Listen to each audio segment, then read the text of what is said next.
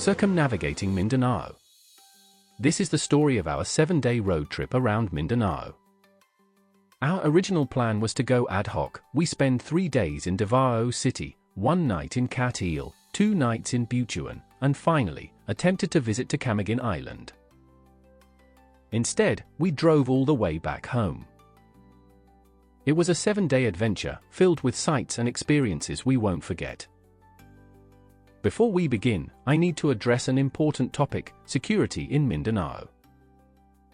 Before we left for this trip, I had an unexpected conversation with a police officer at a routine traffic checkpoint. As we chatted, I shared our travel plans. He paused and asked me, "Aren't you scared?" At the time, I thought he was joking. Confidently, I looked at him and said, "No." However, now, autumn 2024, in light of the recent kidnapping and killing of an American, motivated by perceived wealth, I realized that the policeman spoke from professional insight. Something I lacked. There's more I could share, but I'll leave it at that for now. Many foreign ministries, like Australia's, have issued clear warnings and travel advisories regarding Mindanao. Here's their most recent update as of December 16, 2024.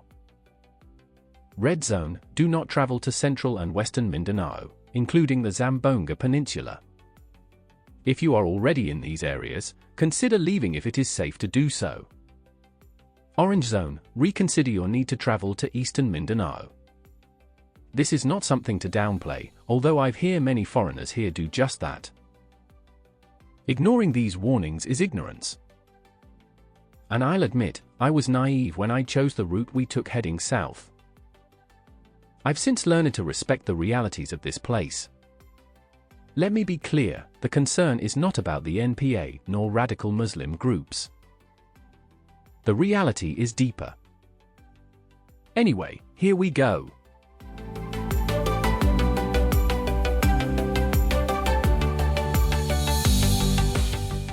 The first leg of our journey was a long one.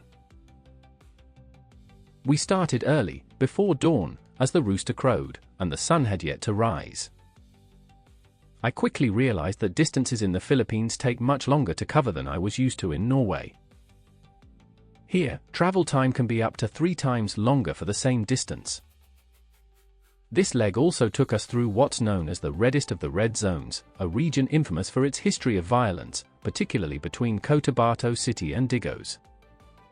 At one point, the road was flooded, and we had to wade through water up to the middle of the car's wheels. This is exactly why I chose the Hilux, built for tough conditions. I pulled my cap down low, adjusted my sunglasses, and hoped the tinted windows would protect the rest. White skin should be hidden. Thankfully, we arrived safely in Davao City by evening.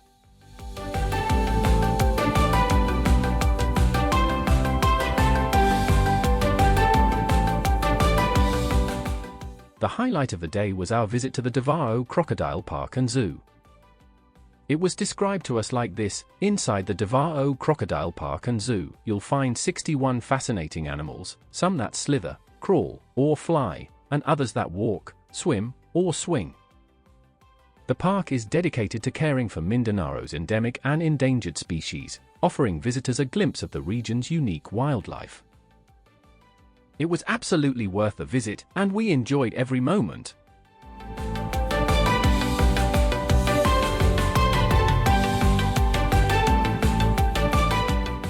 Vikings SM Lanang.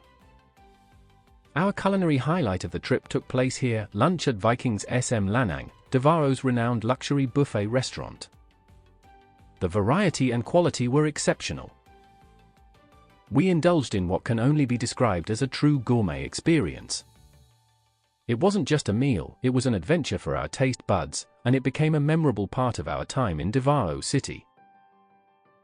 Evening highlight: Jack's Ridge. That evening, we drove along Davao's coastal highway toward the city's Beverly Hills, Jack's Ridge. I had visited here 12 years ago, and I was thrilled to see that the place was still thriving. The view over Davao City and its coastline was breathtaking, especially as we arrived just before sunset. The stunning scenery combined with the nostalgia from my previous visit made for a perfect evening.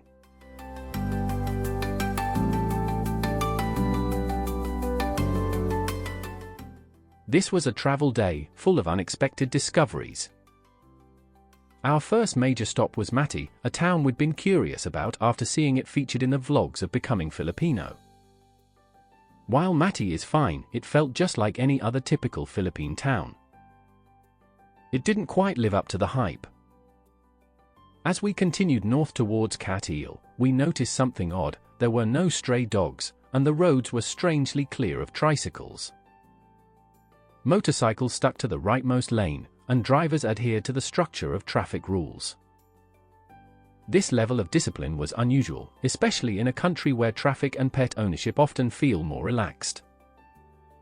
Curious, we asked around and learned that this region enforces traffic and pet laws strictly, making the roads feel like a sanctuary.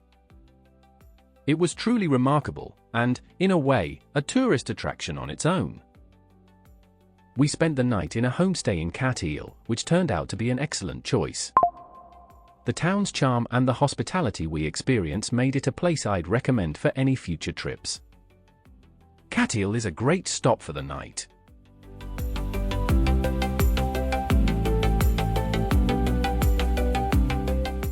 Another delightful day of scenic drives and memorable moments.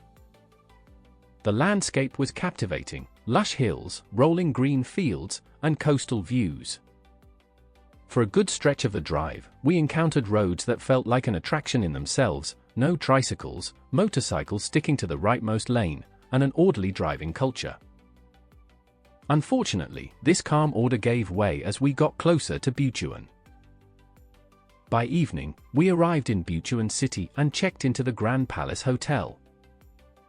The girls were excited to find a pool, and we wasted no time enjoying it. The hotel was spacious and comfortable, offering the perfect spot to unwind after a long day of travel. We stayed for 2 nights, allowing us time to relax and explore. The hotel lived up to its name, and it's a place we'd be happy to return to on future trips.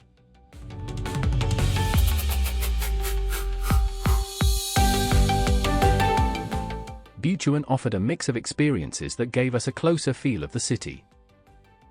We rented taxis and tricycles to explore, immersing ourselves in the lively, slightly chaotic rhythm of daily life. While it wasn't as polished as places like BGC or Makati, far away, however, Butuan does have an SM mall. For the girls, the highlight of the day was still the pool. We spent a good chunk of time splashing around and enjoying ourselves. Overall, it was a relaxing and enjoyable day for all of us.